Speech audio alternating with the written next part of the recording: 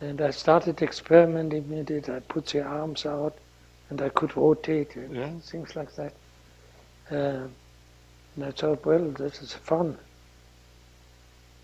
But I better concentrate on the fall.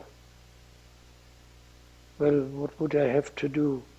First, to get the ripcord free, so that I can open the parachute. My hope was that I would fall faster than most of the debris, and I would be ahead of them. Mm-hmm. And that actually was the case. It became close, except the fuselage. The big, enormous fuselage coming from the backside, going down very close to me, but it didn't hit me. And the outer wings had already left. And I saw it further fall down. What I didn't realize was that there were still people in there. Some of them didn't get their parachute.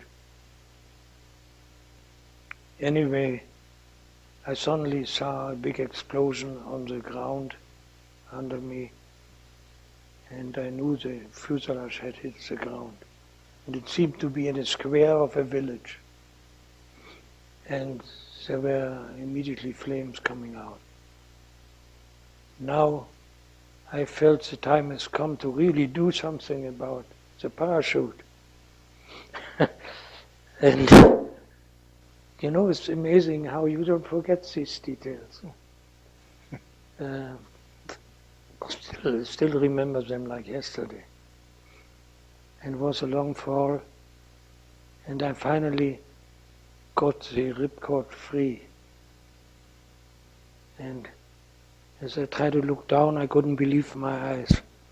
It was like an explosion. Under me, everything moved outwards. Mm-hmm. It was the ground. Mm-hmm. I was so close already that I knew I have to immediately get out. Mm-hmm.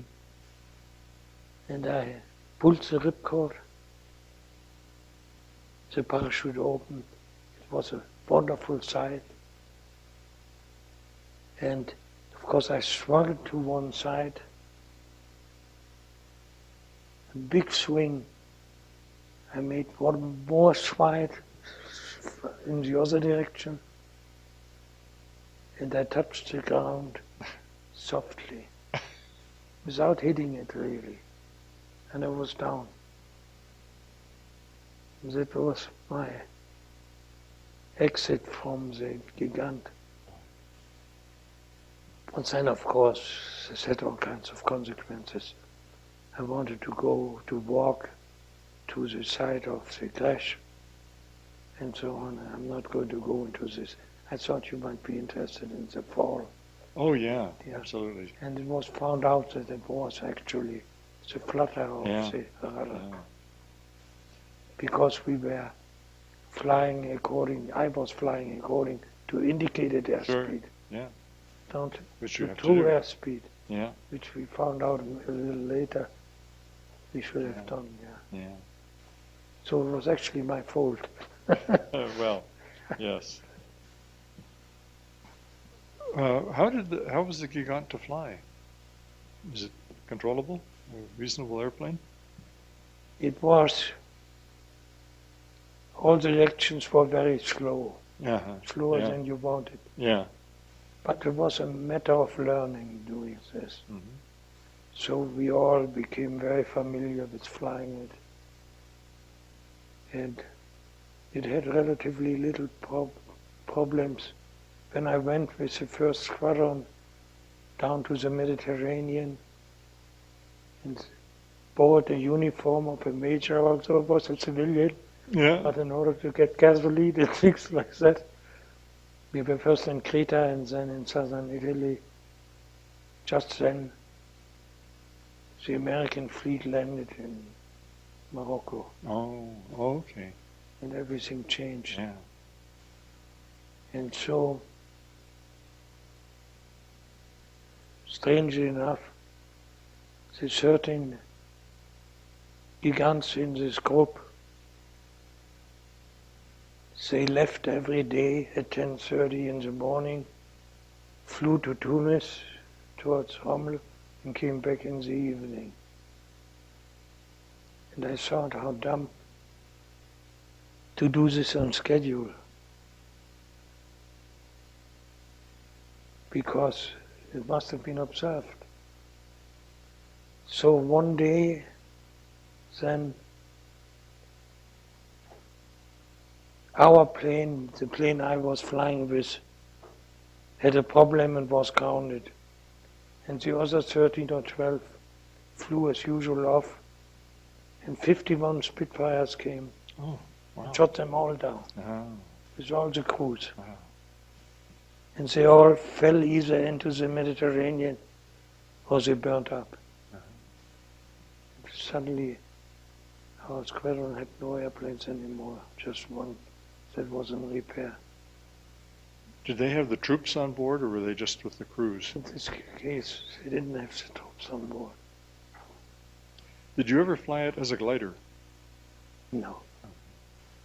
No, that was done before, Okay. and they had crashed before. We lost a lot of good glider pilots because they needed three engine tow planes Yeah. Yeah. to get into the air.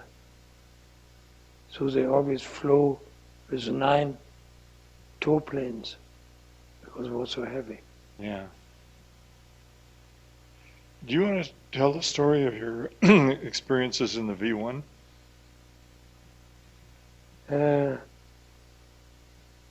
I think it's too long. Too long. Yeah. Well, then let's talk about your long flight downwind from the wave. Yeah. Well,